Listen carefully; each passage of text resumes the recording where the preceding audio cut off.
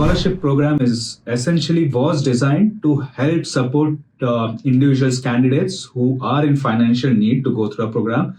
I'll also stress one more point, Ashwini. We've seen a tendency that people apply for scholarship and sometimes they don't end up using it. Well, that's really unfortunate because you're blocking someone else. If you have taken the scholarship, it got awarded and do not end up using it, you end up taking up a seat which would have otherwise gone to a deserving candidate.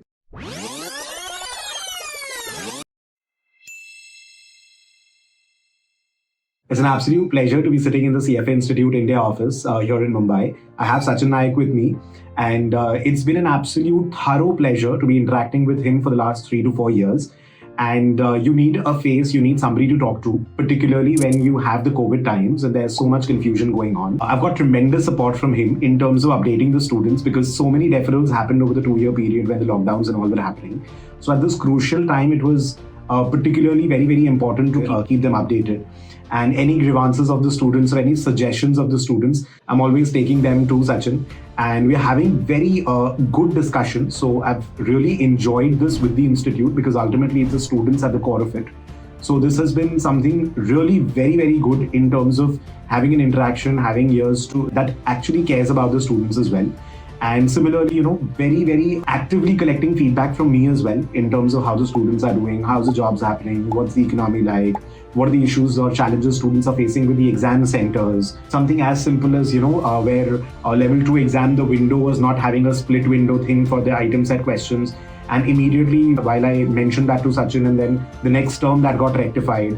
So that proactiveness that is required, because we also shifted during the COVID time from a paper-based format to a computer-based format. And post-COVID, a lot of changes have happened. So it's very good to have any kind of a doubt clarified from the institute's point of view, because the institute's located in the US, but we've got the India office over here. It really helps. It really helps. So thank you so much, Sachin, for agreeing to clarify a few more doubts for the students directly. Really, really a pleasure to be in touch with you for this long time. The pleasure is all mine, Ashwini, and it has been very productive or a strong relationship that we've had over the last 3 to 4 years. You are our eyes and ears on the ground. You carry the feedback from the students, and it's very essential for us to understand what we are doing is working and what are the concerns that they might have. So please continue to channel those feedback back to us, and we'll see how best we can cater to those concerns or also understand the opportunities where we can guide students further. Absolutely. I'll keep on bothering you always. Don't you worry about it. And let's jump into a few questions and clarifications for the students. So I get a lot of questions around the scholarship aspect from the students. So my first question is that how many students get scholarship in India? Would you be able to give us a number or something like that? Well, we do not disclose numbers per market anywhere globally, but let me tell you, from all the markets, India is one of the largest beneficiary of scholarship program that CFA Institute runs at this point of time. I hope that answers that query. You're very happy to hear that actually. Much needed. Yeah. Has the number reduced over the last couple of years, 2023, 24 or so? I will not say it has reduced. Probably there's a perception the scholarship awardees have been reduced in India, but that's more to do with the number of applications that we are now getting from India. As the number of applications have gone up significantly, students feel that there's less and less probability that they might get scholarship. But there is no reduction to our commitment to the market. We continue to support our candidates. Whoever needs a scholarship, we continue to help and support them in their journey. So the absolute numbers are the same. It's just that the number of people applying for the scholarship has increased. So the percentage of people getting the scholarship has gone up. Correct. In fact, absolute number also will say has gone up marginally as well, globally, including India. But you're right. The absolute number of people applying for scholarship with the awareness around it increasing has gone much higher, I would say. Great.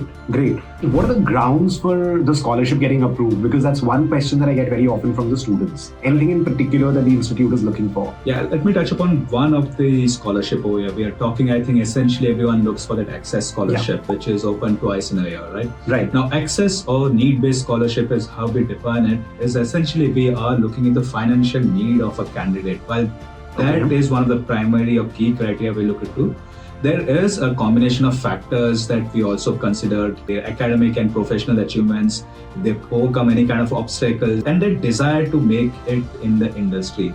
So when you go through the application form, you'll understand some of these nuances I'm talking about. So we look at all of the factors before we go ahead and award the scholarship to a candidate.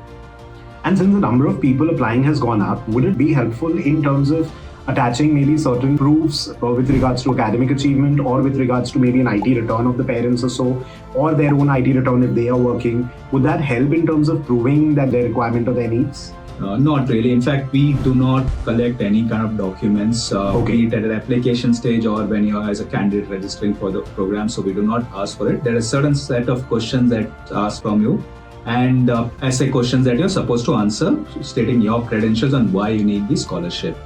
Let me also just stress upon this one point on scholarship when it comes to, as you rightly said, there are more and more applications coming from India right now. Let me re-stress on this, that scholarship program was designed to help support individuals, candidates who are in financial need to go through a program and have strong credential and desire to make it in the industry. So if you're not one of those candidates, we request that you should not apply for this. I'll also stress one more point, Aswini. We've seen a tendency that people apply for scholarship and sometimes they don't end up using it. Well, that's really unfortunate, because you're blocking someone else. If you have taken the scholarship and got awarded and do not end up using it, you end up taking up a seat which would have otherwise gone to a deserving candidate. So be mindful, even though that sounds attractive when you talk about scholarship and the discount that you get along with it, but be sure that why you are applying, the absolute reason for your applying. The website will clearly state who should apply and why you should apply.